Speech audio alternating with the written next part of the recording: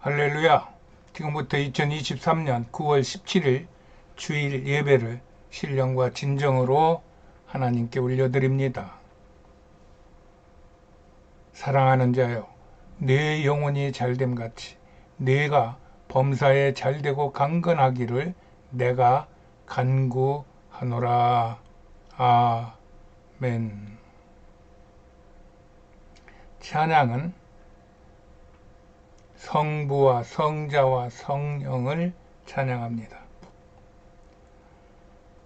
성부, 성자와 성령 찬송과 영광 돌려 보내세. 태초로 지금까지 또 영원 무궁토록 성삼위께 영광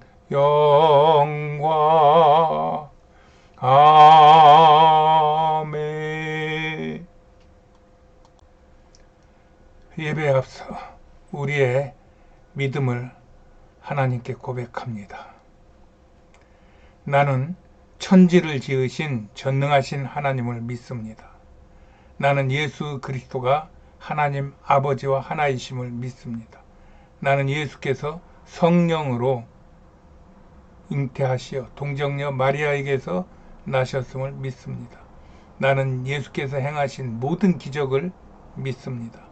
나는 예수께서 본디오 빌라도에게 고난을 받으시고 십자가에 못 박혀 죽으셨음을 믿습니다. 나는 예수께서 죽은 자 가운데서 다시 살아나시어 하늘에 오르셨음을 믿습니다. 나는 예수께서 산자와 죽은 자를 심판하시러 이 땅에 다시 오실 것을 믿습니다. 나는 예수 안에서 죄가 사하여지고 몸이 다시 살고 영원히 사는 것을 믿습니다. 나는 예수 그리스도가 나의 구세주이심을 믿습니다. 나는 성령 하나님을 믿사오며 성령의 세례를 믿습니다. 나는 교회가 거룩한 곳인과 교회 안에서의 성도의 교제가 아름다운 것을 믿습니다. 나는 성삼위 하나님께서 나의 만복의 근원이 되심을 믿습니다. 나는 평생토록 주 여호와를 찬송할 것이며 이 믿음을 날마다 고백하며 살겠습니다. 주님. 오늘 본문은 사도행전 18장 1절입니다. 제가 봉독해 올립니다. 이후에 바울이 아덴을 떠나 고린도에 이르러. 아멘. 할렐루야. 이제 가을이 되었습니다. 여러분들의 삶에, 여러분들의 영혼에 풍성한 가을 결실이 맺히기를 예수님의 이름으로 축복합니다. 하나님은 좋으신 분입니다. 그에게서 오는 모든 것이 좋은 것임을 믿고 하나님 앞에 감사, 찬송, 영광을 돌립시다. 기도하겠습니다.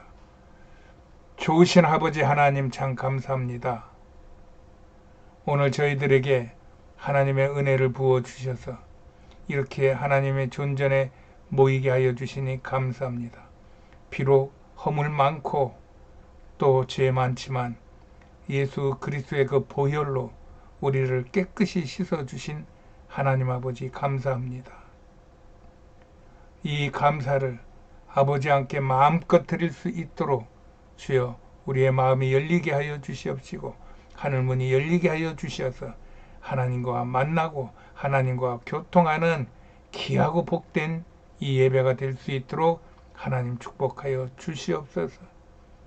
성령으로 말씀하시는 그 음성을 듣게 하시어 하나님의 세계 경영의 뜻을 깨닫게 하시어 그 뜻에 순종하고 복종하여서 하나님을 기쁘시게 함으로 인하여 하나님의 나라가 확장되고 주의 백성들이 영혼이 잘되고 범사가 잘되고 강건한 복을 누리게 하여 주시옵소서.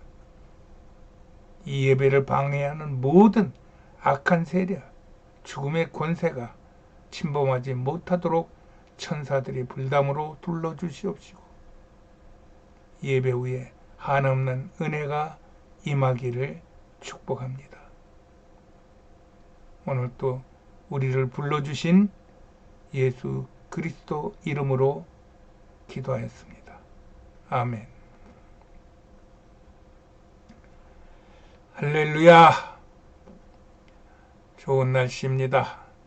하나님은 우리를 사랑하십니다. 하나님은 우리를 축복하십니다. 하나님의 은혜가 이 가을 하늘처럼 맑고 높게 풍성하게 여러분들의 가정과 삶과 또 믿음 위에 넘치기를 예수님의 이름으로 축복을 드립니다. 오늘은 2차 전도 여행의 5번째 고린도와 우상이라고 하는 제목으로 은혜를 나누겠습니다. 앞에서 별 성과를 거두지 못한 바울의 일행은 바로 아테네를 떠나 고린도로 들어갑니다. 고린도는 지금은 고린도 운하가 파여 있어서 섬 같지만 본래는 그리스 본토에 붙어 있던 펠레포네소스 반도에 있는 스파르타의 주도가 고린도였습니다. 이것은 고대에는 동방과 서방을 백길로 잇는 중간 거점 도시로서 많은 국제 상선들이 들락거리던 국제적인 도시였고 지금도 비행기라든가 이런 육로가 개발이 잘 되어서 그렇지만 지금도 이탈리아의 이탈리아 반도와 또 터키나 이 중동에서 서로 오가는 배들이 중간 거점 항구 도시로 많이 활용하고 있는 것 같습니다. 다시 말하면 고린도는 고대로부터 지금까지 활발한 해상 무역 도시로 있는 것입니다. 모든 고대 부족 국가가 그러했듯이 고린도의 역사도 신화로부터 시작합니다. 헤로도토스는 반신 반인인 헤라클레스의 직계 후손들이 이곳의 원주민이었다고 말을 한답니다. 그러다가 역사가들은 그 근원을 알 수 없는 도리아인들이 북쪽이라면 아까 먼저 있었던 데살로니카, 빌립보, 이런 마케도니아 쪽 지역을 말하죠. 이 북쪽에서 기원전 1200년경을 전후하여서 고린도의 라코니아 평야로 침입하면서 원주민들을 복속시키고 스파르타를 세웠다고 말하고 있어요. 그러나 나는 여기서 기원전 1200년경이라면 트로이 전쟁에 있었던 때로 이는 트로이 전쟁에서 헬라인들에게 패한 트로이인들과 같이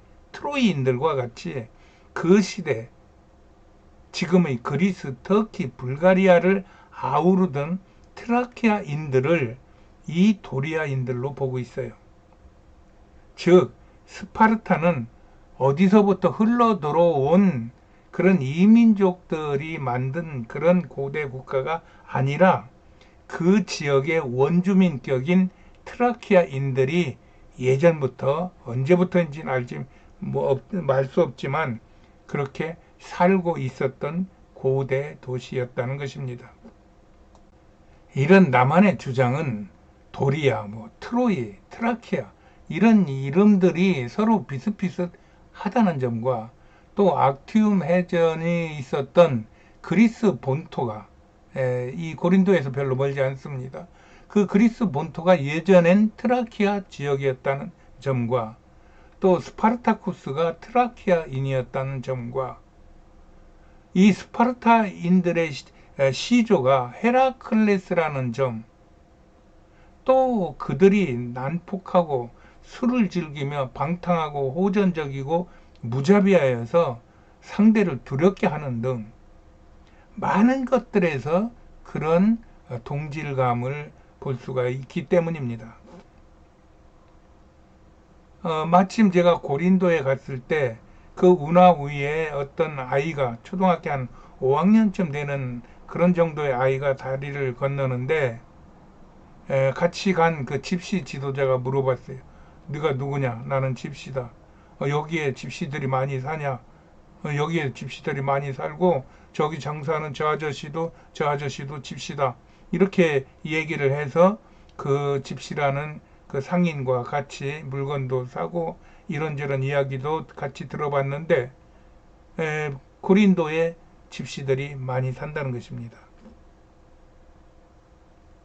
그리하여 나는 이 도리아인들이 트라키아인들과 많은 공통점을 갖고 이곳에 살고 있었으며 그들의 후예가 집시라는 생각을 하고 있는 것입니다.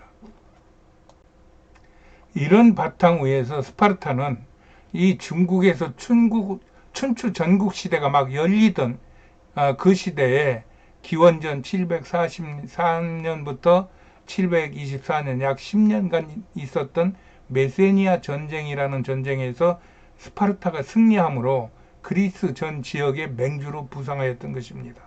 이후 기원전 480년 스파르타 왕 레오디나스는 스파르타 병사 300명으로 수십만의 페르시아 군대를 그리스 중부 테르모필레라고 하는 곳에서 막다가 몰살당하는 사이에 결국 그리스 연합군이 페르시아와의 전쟁을 승리하면서 40년간의 그 긴 그리스 페르시아 전쟁을 끝내게 하기도 하였어요.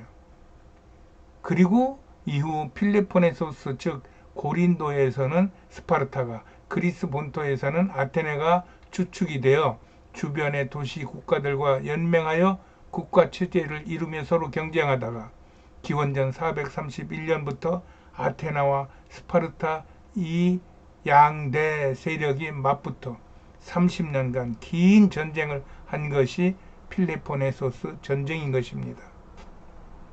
이 전쟁에서 스파르타가 승리하여 다시 그리스의 패권을 쥐었으나 그 스파르타의 가혹하고 무자비한 행포로 고대 그리스 연맹 체제가 모두 뽀개지고 몰락하는 결과를 낳고 로마의 지배를 받게 된 것입니다. 이때 아테네 장군으로 필리포네소스 전쟁에 참가했던 투키디데스라는 사람은 자신의 책 필레포네소스 전쟁사에서 스파르타와 아테네에 간 전쟁은 피할 수 없다는 주장을 했는데, 이는 페르시아 전쟁 후 급부상한 아테네의 두려움을 느낀 기존 강대 국가, 기존 그 지방의 그 헤게모니를 쥐고 있던 주권 국가였던 스파르타가 이것을 막기 위하여 전쟁을 택할 수밖에 없다는 그런 함정이 있다는 말입니다. 후세 사람들이 이를 투키디데스 함정, 어떤 사람은 콤플렉스라고도 부르던데 투키디데스 함정이라고 부르며 지금도 전쟁이나 분쟁을 이야기할 때는 이 말이 회자되고 있는 말입니다. 얼마 전 한동훈 장관이 해외 출장을 가면서 이 필레포네소스 전쟁사라는 책을 들고 그 제목이 사람들에게 보이게끔 하고 들고 간 적이 있어요. 아마 한동훈 장관은 이런 현재 우리나라의 현실 속에서 피할 수 없는 그 양대 세력 간의 그러한 갈등을 예견하고 또 당하고, 이거는 우리가 이기고 지는 문제가 아니라 피할 수 없는 길이구나. 그렇다면은 내 온 몸을 다해서 이 일에 최선을 다하리라 하는 그러한 복잡한 마음과 그러한 결기를 보여주기 위하여 그렇게 저렇게 책을 표지가 딱 보이게끔 들고 갔다고 저는 보고 있어요. 바울은 이런 역사의 도시 고린도에 들어온 것입니다.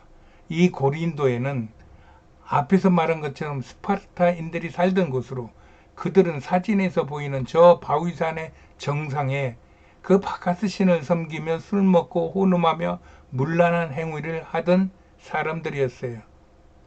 저는 저 위에는 못 가보고 그냥 자료 사진만 올려놨는데 보니까 사진을 보니까 트라키아 그 흔적과 로마의 흔적이 같이 섞여 있어요.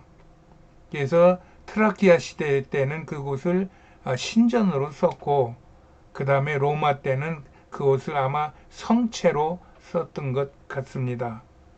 옆에 있는 그 여인상이 비너스상, 아프로디테상입니다.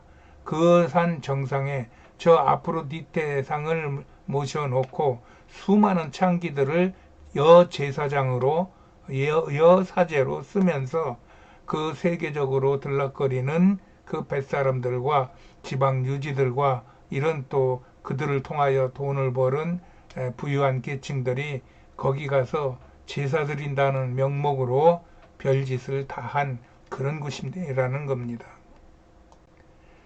그래서 지금도 고린도 사람이란 말인 고린티안이라는 말은 음란한 사람들을 일컫는 말이 되었을 만큼 고린도라는 도시는 악의 소굴이었고 음란의 도시였던 것입니다.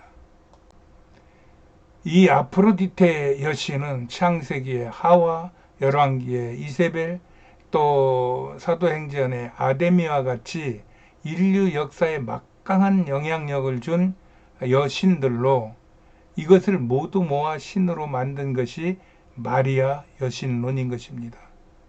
이런 모든 것은 트라키아인들이 부족의 번영과 그들의 강력한 민족 군대를 위해 자식들을 많이 불리기 위하여 술을 바카스 신으로 섬기며 음란하고 무질서한 행위에 제사 제도를 붙여 만든 우상 제사가 이루어진 것입니다. 이후 살펴본 고린도의 현상과 현 시대에 이루어 모든 문제는 이런 그 종족 보존을 뛰어넘는 종족의 어떤 패권을 위한 그런 것과 또 그리하기 위하여 재물들을 모으고 그것들을 흥청망청 쓰는 그러한 음란한 그런 행위하고 다 겉으로는 포장이 그렇게 안 됐지만 안에 들어가면은 다 그 내용으로 지금까지 이어져 오고 있다고 저는 보고 있어요. 그런 것들이 심지어는 고린도전서 5장 1절에 보면 그 아들이 아비의 아내를 취하는 일도 있었으며 또 다른 면으로 그들의 불같이 일어났던 은사도 이런 트라키아인들의 감정적이고 호전적이고 그 다음에 종족 본성의 그런 욕망에서 기인된 것이라고 저는 보고 있어요. 고린도는 이렇게 고대로부터 강력한 도로인들의 원거주지로 이곳은 고대 올림픽이 열리며 국력을 위하여 스포츠를 제우스 신에게 드리는 제사와 같이 섬겼던 곳이기도 합니다. 이 제전에는 남자만이 출전할 수 있는데 그 출전 선수들은 옷을 입지 않은 맨몸으로 출전하였으며 그것이 저 원반 던지는 동상에 그대로 표현된 것입니다. 우리가 저 그림은 초등학교 때나 중학교 때부터 자주 본 그림인데 그거는 왜 저 사람을 저렇게 옷을 안 입히고 했을까 하는 의심을 저는 했었는데 그것들이 나중에 알고 보니까 그것이 사실이었기 때문에 사실적 표현이라는 것입니다. 이렇게 저들의 이런 행위들은 신성한 제사 의식이라기보다는 원시 부족의 종족 분리기와 그를 위한 혼음 등의 문란 행위를 부추기는 행동이었던 것입니다. 그로 말미암아 로마의 기독교가 공인되면서 고대 올림픽이 폐지된 것입니다. 이렇게 우상의 총본부가 있는 고린도에 바울은 천막 만드는 일을 하며 자비랑 선교를 하며 그들에게 복음을 전한 것입니다. 이때 로마에서 새로 들어온 아굴라와 그 안에 브리스길라와 함께 올림픽에 참여하는 많은 사람들을 위한 천막을 만들어 파는 일을 하며 안식일마다 회당에서 유대인과 헬라인들에게 복음을 전한 것입니다. 그러나 유대인들이 대적하며 회방하자 바울이 옷을 털며 너희 피가 너희 머리로 돌아갈 것이라며 노를 바라고 사역을 그치려고 합니다. 이런 상태에서 바울의 일행이 힘들고 지쳐 있을 때 주님이 직접 나타나셔서 바울에게 두려워 말고 잠잠하지 말고 말하라고 하시며 바울을 독려하시자 바울은 그 말씀에 힘입어 이방인 유스도라 하는 사람의 집에 들어가서 복음을 전하며 고린도에서 1년 6개월을 하나님 말씀을 가르칩니다. 그로 인해 회당장과 그의 온 집이 구원을 받고 수다한 고린도 사람들이 믿고 세례를 받아 고린도 교회가 세워진 것입니다. 잠깐 앞에서 바울이 베레아에서 데살로니가에 유대인들을 피해 올 때 디모데와 실라를 베레아에 남겨둡니다. 거기에는 설명이 없지만 이 데살로니가 전서 3장 6절에 보면은 그것은 바울이 데살로니가 교회를 걱정하였기 때문이라는 말씀이 나옵니다. 그래서 바울은 몇 번을 가려 했으나 가지 못하고 있던 그때 디모데가 돌아와 데살로니가 교회가 믿음 안에서 평안하다는 말을 듣고 바울의 데살로니가 교회가 쓴 편지가 데살로니가 전후서인 겁니다. 그러니 바울이 고린도에서 사역을 하던 중에 베레아에 남겨두었던 디모데가 데살로니가 소식을 전하고 그 소식을 듣고 데살로니가 교인들에게 쓴 편지가 데살로니가 전후서라는 말입니다. 바울은 데살로니가 교인들에게 너희의 예수 안에서 옳은 행실이 온 헬라에 소문이 났다며 주님 오실 때까지 항상 기뻐하고 기도하며 스스로 이겨나갈 것을 주문합니다. 또 데살로니가 후서는 전서에 이었었는데 종말의 시대에 자기가 하나님이라며 높임받는 자들을 조심하고 종말의 때에는 일을 할 필요가 없다는 잘못된 종말 사상에 빠지지 말고 일하기 싫으면 먹지도 말라며 마지막 날까지 자신의 삶에 최선을 다하라고 독려합니다. 사람들은 바울이 고린도에 있을 때에 베드로도 로마에 가던 그 때와 시기가 맞물리므로 그렇다면 반드시 고린도에서 바울과 베드로가 만났을 것이다. 성경에는 없지만 그렇게 추적을 하고 여기에서 아마 만났을 것이다 하면서 기념교회를 세운 것이 저 바울과 베드로가 만났다고 하는 것을 기념하는 기념교회입니다.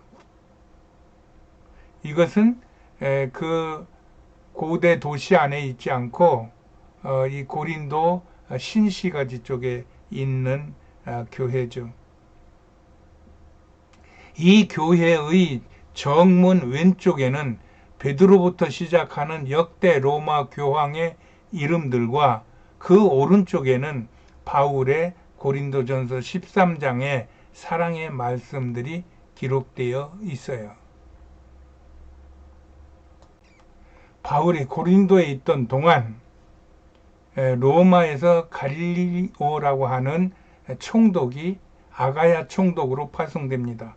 여기서 아가야라는 지역은 고린도를 포함한 그리스 본토의 이 서부 해안 지역의 그 서부 지역까지 넓게 지역을 가지고 있는 로마의 속주였던 것입니다. 그리고 그 아가야 지역의 가장 주요 도시인 고린도에 그 총재의 어떤 총재관이라고 해야 되는지 총재가 거처하는 곳을 마련하고 그곳에서 일을 하는 그런 상황을 말하는 것입니다.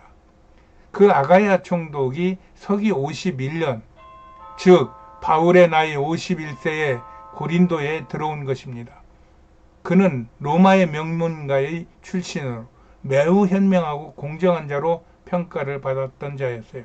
갈리오가 들어오자 유대인들이 그동안 바울의 복음 전도를 방해하던 유대인들이 총독에게 달려가서 바울이 로마의 율법을 어기고 예수를 하나님으로 섬긴다고 고소하니 총독이 그들의 말을 유심히 들어보며 그건 로마법하고는 상관이 없다. 너희 유대법에 해당하니 이런 문제는 나에게 가져오지 말고 너희끼리 해결하라고 기각하고 유대인들을 쫓아보냅니다. 하나님은 바사의 고레스를 사용하신 것처럼 로마 총독도 선교에 사용하시는 것을 보며 하나님의 세계 경영에 이 선교가 얼마나 관심이 있는 하나님의 사역인지를 알게 되는 것입니다. 이렇게 우리가 나타나는 현상 속에서 그 하나님의 눈길, 또 하나님의 마음, 하나님의 섭리, 이런 것들이 조금이라도 느껴진다면은 그것은 우리에게 생생한 믿음으로 우리를 행동하게 할 것입니다.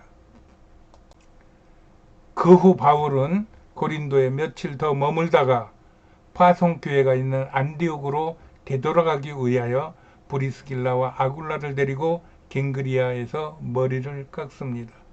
근데 이 갱그리아가 우리말로도 좀 헷갈리는 그런 발음이지만 그리스 사람들도 이 발음이 상당히 좀 난해한 것 같습니다.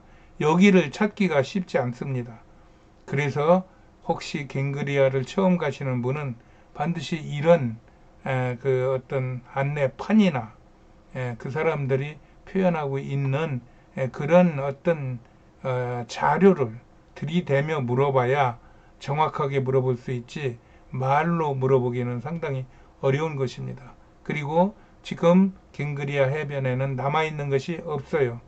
아마 태풍이나 지진으로 다 물속에 잠겼다고 그러는데 저렇게 약간의 어떤 터만 보이고 남아있는 것이 없습니다. 저는 이 갱그리아 해변에서 머리를 깎는 이 장면을 읽으며 그 한없는 그 페이소스가 느껴져요.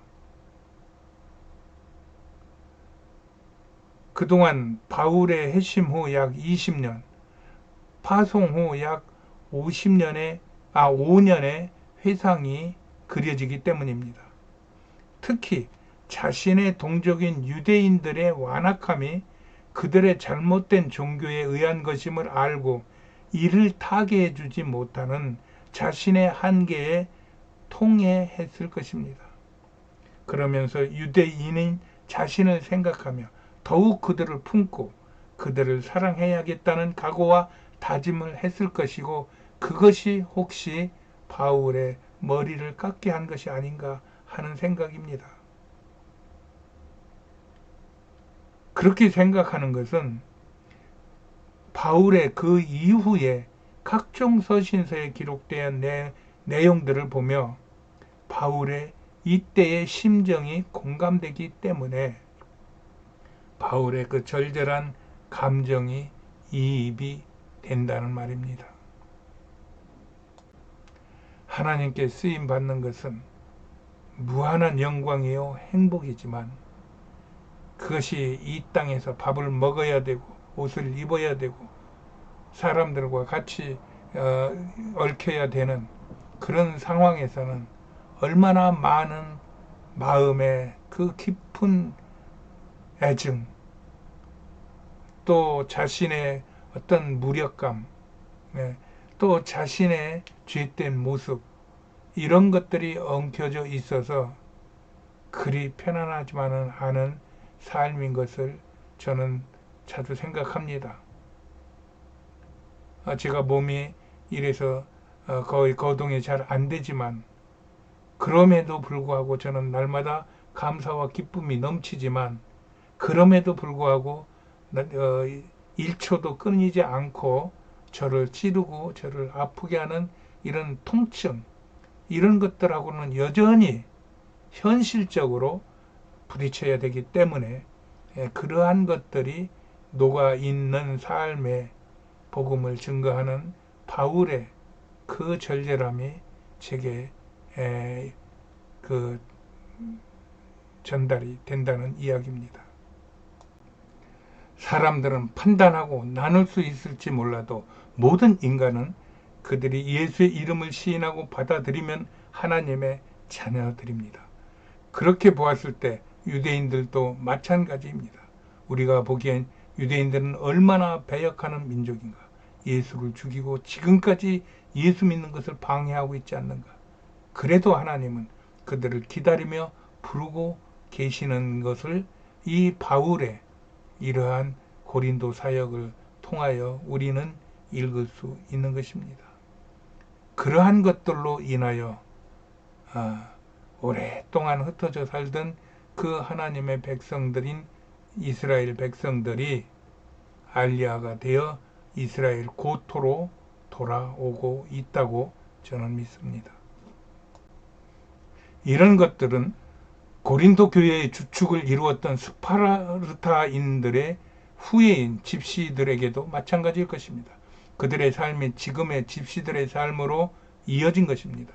그들이 살았던 고린도 운하 다리에서 만난 집시라는 아이는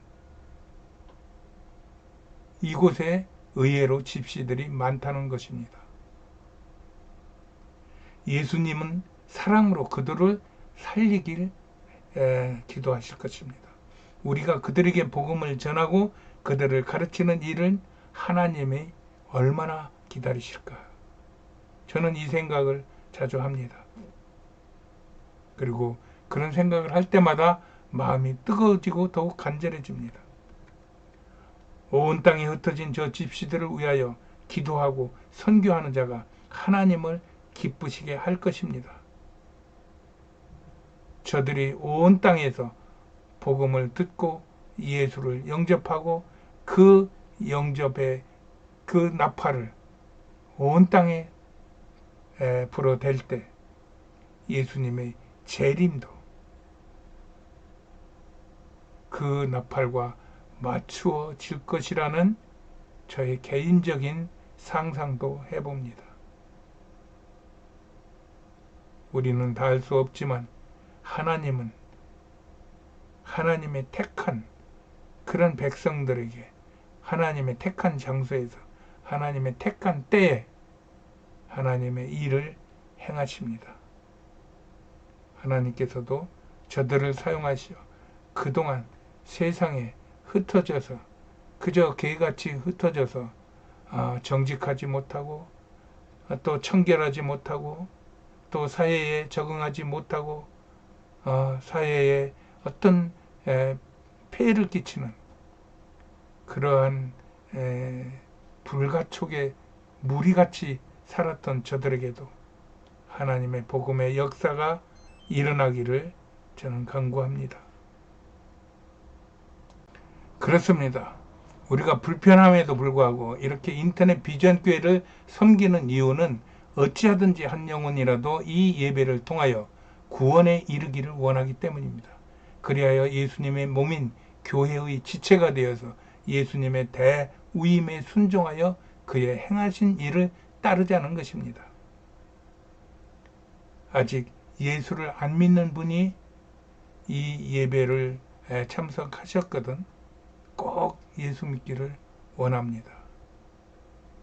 그리하여 예수 믿기로 작정하시는 분은 저의 기도를 따라 예수님을 영접하시고 천국을 소유하시기 바랍니다. 예수를 믿는 것과 안 믿는 것은 하늘과 땅의 차이가 있습니다. 예수 믿고 천국을 소유하시고 이 땅에서도 행복한 삶을 사시기를 바랍니다. 제가 먼저 기도하면 저를 따라 기도해 주시면 됩니다. 하나님 아버지 감사합니다. 오늘 저는 예수님을 믿어 하나님의 자녀가 되기로 작정하였습니다. 예수님, 저는 지금부터 예수님을 믿겠습니다. 하나님, 저를 받으시고 자녀 삼아 주시옵소서. 이제부터는 예수님을 내 구주로 모시고 평생을 살겠습니다. 평생토록 저를 가까이 하시고 지켜 주시옵소서. 나의 주인 되신 예수님, 나의 삶을 축복해 주시옵소서. 예수님의 이름으로 기도합니다. 아멘. 아멘. 할렐루야. 당신은 이제 하나님의 자녀가 되었습니다. 예수님은 우리를 구원하시고 우리를 사랑하십니다. 그런 은혜 속에서 예수 사랑하심이라는 찬양으로 예수님을 찬양하며 기도합니다.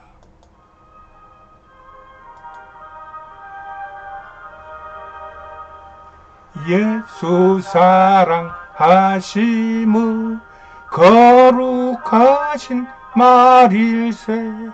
우리들은 약하나 예수 권세 많도다.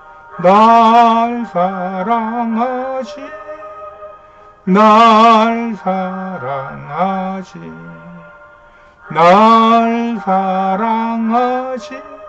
성경에 써있네.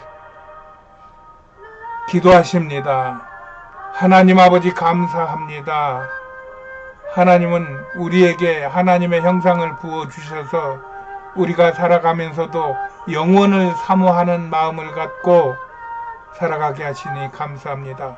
그러나 이 땅에 보이는 어떤 것도 영원한 것이 없사오며 오직 생명의 근원이시오 시간의 전체이시오 이 우주 만물의 본체이신 하나님 아버지, 그분이 우리의 영혼인 것을 알게 하여 주시고 믿게 하여 주시니 감사합니다. 그런 중에 지었던 죄를 예수 그리스도의 십자가의 보혈로 씻어 주시고 또 죽음을 무덤에서 깨치고 일어나셔 부활하심으로 우리에게 죽음을 깨뜨려 주신 주님 감사합니다. 우리가 예수의 이름을 힘입어 구원을 얻었으며 이 예수의 이름을 힘입어 세상과 죄악을 이기고 나가게 하여 주시니 감사합니다. 주님, 그럼에도 아직도 부족하여 주님께 구합니다. 저에게 성령을 부어 주시옵소서. 성령으로 충만케 하여 우리 입에서 나가는 예수의 말씀이 하나님의 말씀이 되게 하여 주셔서 그 말씀으로 병든 자가 낫고 그 말씀으로 귀신이 떠나고 그 말씀으로 저주의 사슬이 풀어지고 끊어지는 놀라운 축복의 역사를 우리가 맛보기를 원합니다. 성령님, 인정하고 환영하고 모셔드리오니 주의 시간 내게 임하여 주시옵소서. 차고 넘치게 임하여 주시옵소서. 그리하여 내 안에 충만하여 나를 주장하여 주시옵소서. 나의 주인 되어 주시어서 나를 사용하여 주시옵소서. 하나님의 도구로 사용되어지기를 원하며 그로 인하여 영원히 살고 교회가 세워지고 하나님의 나라가 온 땅에 세워지는 놀라운 축복의 역사가 있기를 바랍니다. 아버지 하나님, 이를 위하여 기도하는 자마다 하나님 은혜를 베풀어 주시옵소서. 성령을 부어 주옵소서. 이 시간 어떤 것보다도 주의 영으로 충만함을 받아서 이제는 내가 세상 어느 것도 부러워하지 않고 오직 영원하신 나의 하나님, 그분이 보내신 예수 그리스도, 그와 함께하는 성령과 함께하는 하나님의 백성으로서의 권세를 누리어 나갈 수 있도록 주여 축복하여 주시옵소서. 하나님, 오늘 거룩한 주일을 주시어 이런 하나님의 은혜를 받고 하나님께 감사하고 찬양하고 간구할 수 있도록 도와주신 은혜를 감사합니다. 하나님께서 하나님께 나오는 모든 자를 만지시고 안수하시고 예수의 피를 쏟아주셔서 저들의 문제가 해결되고 저들의 질병이 치료를 받고 저들의 넘어짐이 다시 새 힘을 얻어 일어나고 그리하여 예수 복음을 증거하는 하나님의 귀하고 복된 하나님의 백성들로 다 세워 주시옵소서. 놀라우신 하나님의 은혜에 감사와 찬송과 영광을 돌리며 우리를 구원하신 예수님의 이름으로 기도하옵나이다. 아멘. 할렐루야. 알리는 시간입니다. 예배에 참석하신 모든 님들을 환영하고 사랑하고 축복하십니다. 하나님은 우리 모두를 축복하십니다.